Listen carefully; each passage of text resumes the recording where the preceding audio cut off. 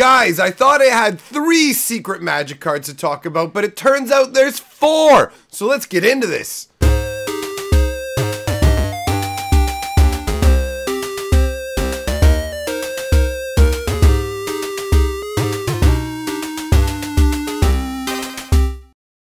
Greetings, owners of fine luxury cardboard rectangles. Today, we are here to look at something incredibly cool. These cards that are essentially, to me at least, were hidden magic cards. Now, if you watched the previous video to this, talking about what was going on with Chandra and the comic books and her name and everything like that, then you will have seen this particular planeswalker, this version of Chandra that I'm about to pop up here on the screen. And I said, hey, we're going to talk about what this is. Well, we've reached that point now. What we're talking about today, they're called the Heroes of the Realm. Now, originally, there's a set of 3 cards that were created in 2016, and I found an additional one that was created in 2017 as well. So, what these are, before we go over the cards, let's cover what they are conceptually.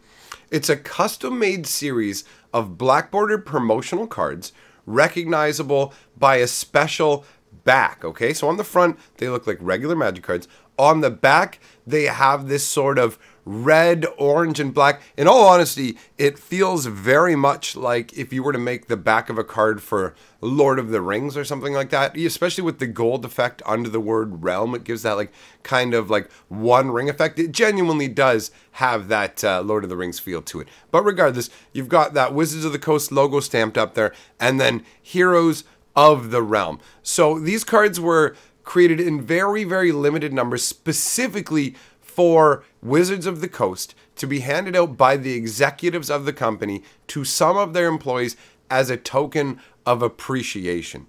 Each card includes the name of the employee who receives the card. Since these cards don't have the regular back, they aren't legal in any format. I can easily see people allowing these in their cubes and things like that because they're really cool cards. So let's take a look at the Chandra that we looked at in the previous video first. That's 2 red and 2 colorless, comes into play with 3 loyalty. The +1 loyalty ability is create a 2/2 red gremlin creature token.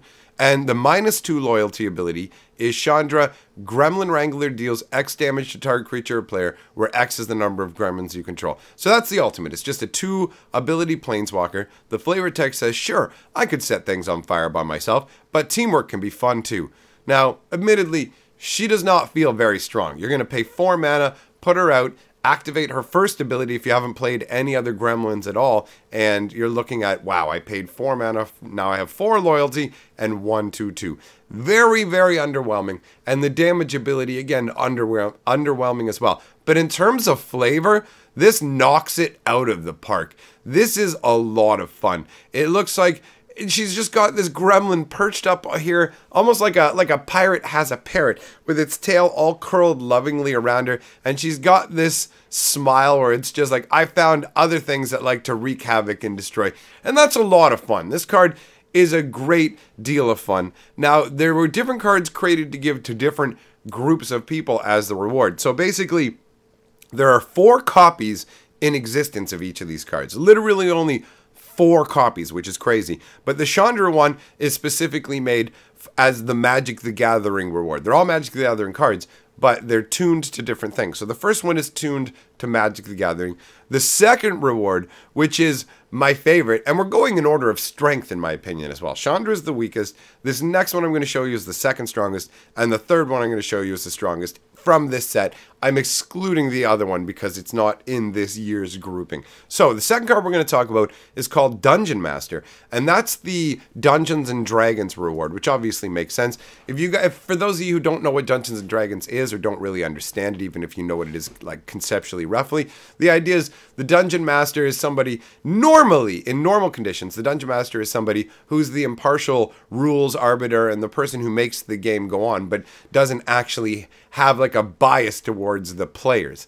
Now, this Dungeon Master, and it actually took me 2 times of looking at the artwork to notice this, but the artwork is actually the Dungeon Master from the 1980s cartoon Dungeons and Dragons. Like, they had a cartoon of Dungeons and Dragons in the 80s, and I loved it when I was a kid. And thinking back to it, it's so hilarious because it existed in that period of time where they made these cartoons for children that had a lot of fighting and people should be getting injured and things like that. But nope, whenever like the monsters, let's say they defeated a big boss, like lights would sparkle and the boss would just fade away. It was the same way that like in G.I. Joe, when they're using their lasers and everything like that, the tanks would smoke long enough for everyone to get out and run away in the war. Like just nobody ever gets hurt. So this is the Dungeon Master from that old 80s series. And in the old 80s series, the Dungeon Master was not an impartial, neutral dude. He was actually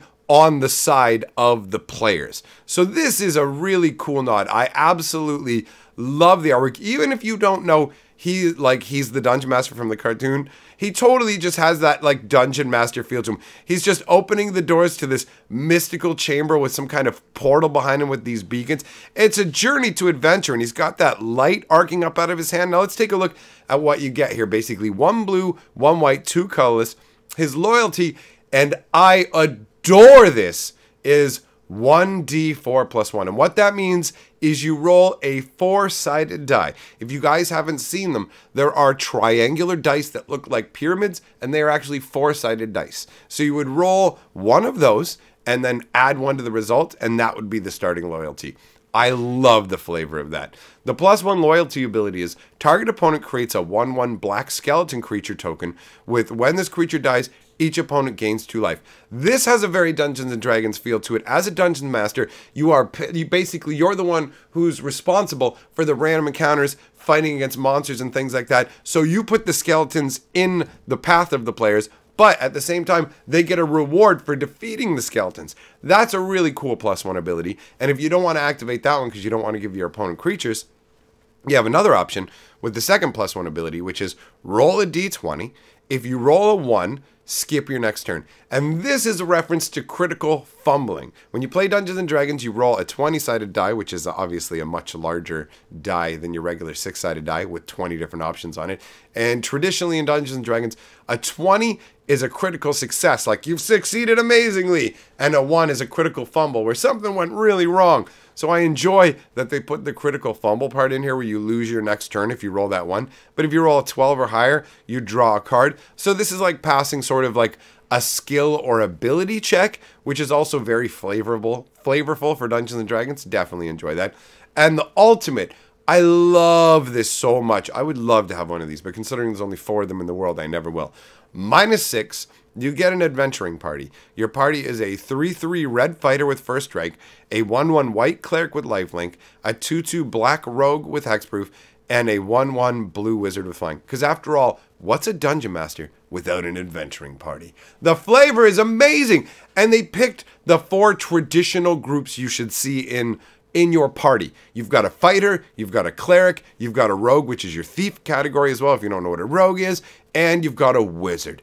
This card is an absolute home run. I love it. It's my favorite of the 3 from 2016. The next one we're going to talk about is more powerful, in my opinion, and that is Hellcat Duelist. And interestingly enough, they made this one full art. This is the reward for the 2016 Duel Masters team. So that's why it's that might be why it's full art. I don't know about Duel Masters, so I don't know if all their cards are full art or if they just chose that as an aesthetic choice. But either way, this card is really, really beefy. 1 of every color gets you a 6/6, but it has flash, which means you can play it at any time.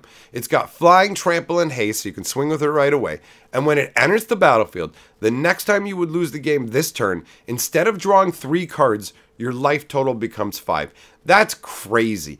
That's an effect you see on like that one card that basically 1 white mana, it saves you for a turn, but it just leaves you at 1. This actually lets you draw cards and set your life total to 5. Now, if I don't know if these numbers are a reference to the game that they're giving these out as a reward for, but either way, this is an incredibly, incredibly powerful card. And the artwork is really, really colorful. The dragon looks intense, and he's got armor on. I'm not used to seeing dragons standing like warriors with like shoulder blade armor, which is what I think is going on. And it looks like he's got like a 3-pronged tail made of parts of the universe. It's just really, really compelling artwork. Now, as I said at the very beginning of the video, I uncovered a fourth card. Now, I wasn't aware of this one at first when I talked about Chandra in the previous video, but it turns out they did do a similar style reward in 2017. I don't know if they did it for anything other than Magic because I was only able to track down one card. There seems to be no other information about any other cards for 2017. And as far as I understand, there are no 2018 and there were none for any previous years. So this is the entirety, all four of the cards. Now the fourth card is Modo, the Gnarled Oracle. Now this is Modo. This is a reference to Magic Online. That's what, like M-O-D-O, Modo, that's what people, Magic Online. So, because that would stand for Magic Online Digital Objects, which is what people called it way back in the day when people used to use terms like cybering. Hey lady, you want a cyber? Are you a lady? That's the world I used to live in, boys. ASL. So, we've got a situation where this card is 1 black, 1 blue, and 1 green. It's 0/3 zombie elf wizard with some pretty interesting artwork. You've got this crazy cauldron that looks like it's shaped into the shape of a skull. If you look down near the bottom, that looks like eye ridges and the start of like a nose socket down there. And it's got these like greenish blue vapors coming off it. And you've got Modo staring down there intently into those fumes, presumably learning the future. So the ability is Eminence X, discard a card. Target player reveals cards from the top of their library until they reveal the creature card with converted mana cost X or less. Put that card onto the battlefield under your control, then that player shuffles the rest into their library. Activate this ability only if Modo the Gnarled Oracle is on the battlefield or in the command zone. Those with vision always have a path. This is a really cool card on multiple levels. First of all, it would be a fun card to play with. Secondly, I really enjoy what it's nodding towards. It is actually a nod towards my favorite Magic Online format of all times, Momir Vig. For those of you who don't know, Magic Online, not Arena, but the MTGO program, I should say, had a format with these Vanguard cards where you could start with different variables affecting your life total, hand size, or maybe give your creatures haste and stuff like that. Now, these were based on what we had gotten back in the 90s, real-world versions of these. So they brought them into MTGO. Momir Vig was a very specialized version of this avatar that was so cool that they spawned a format just around it called Momir Basic. And how it works is both players only play with the Momir Vig avatar. They have a deck constructed only of basic lands. And once per turn, you can pay X mana. And the game will generate a random creature from Magic the Gathering from any of the creatures that equal the casting cost that you just spent. So, for example, if you paid 2 colorless mana and discard a land card from your hand, because that's what you have to do to activate Momir, then the game would randomly choose one creature out of every creature in the entire game that costs 2 mana and make a token of that creature for you. So Momir Vig had the most amazing variety and flavor to it. It was so much fun to play. So this card is a nod to that. And crazily enough, there's actually a charity event going on right now for Magic Arena that is a arena version of Momir Basic. So if you want to know what Momir is like, you have the opportunity to try it right now. Log on to Arena today and check it out. And as an added fun little note, this particular card, the Gnarled Oracle, was actually created in a large oversized version here too. We've got a picture of that to show you. So that's really neat. I enjoy these corner case, like hidden parts of Magic the Gathering where some people may know about them, but until you stumble upon them, it's like, what is this? This is incredible. I genuinely enjoyed this. So I feel like I'm finally over being sick. I know I cranked 3 videos today. Apologies to anybody who feels like they can't keep up. I know sometimes you guys feel like I make too many videos, and it's better for the channel if I make fewer videos so the channel will grow faster, but I can't help it. There's a lot of stuff I want to talk about. I love making these videos and getting to hang out with you guys. I'm going to be live streaming over on my other channel today, so make sure you swing on by and say hello. And now it's time to say hello to the 6th color of Magic. Hey, what's up, fans of the Magic Historian? This is Yellow Metal. Together, we are the 6th color of Magic. Alright, and as the sun sets on this day, it's time to roll that golden scroll. The people who have my back, Thanks for supporting me on Patreon, my friends. And now, for all of you here, I have 2 offerings. Take your pick.